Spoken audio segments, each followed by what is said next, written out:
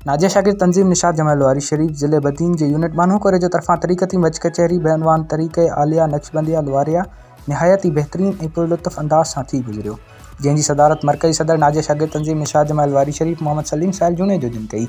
उन सां गॾु हिन प्रोग्राम जा महिमान ख़ासि मोहतरम अल्लाह बचाए कोरे जो स्टेट मैनेजर पीर अफ्लवारी शरीफ ॾिनो हुआ, जॾहिं त कचहरीअ जा मोहर मोहतरम अब्दुल फ़ताह लांगा साहब मेंबर सुप्रीम कमेटी निशात ऐं मोहतरम फ़िदा मोहम्मद जूने जो ॾिनो हुआ। गॾोगॾु एज़ाज़ी मेहमाननि में ज़िला सदर निशात ज़िला बदीन वक़ार अहमद कोरेजो, यूनिट सदर सद्दाम हुसैन कोरेजो ऐं यूनिट सदर निशात तंजीम नूर मोहम्मद कोरेजो शामिल हुआ। हिन मच कचहरीअ में शरीयत व तरीक़त जे बारीक उन्हनि ते खुलासी कचहरी कई वई, जंहिंमें शुरका पिणु भरपूर पार्टिसिपेट कयो। प्रोग्राम में जमाल वारी शरीफ जे मुरीदनि ऐं मुतक़दनि भरपूर शिरकत कई।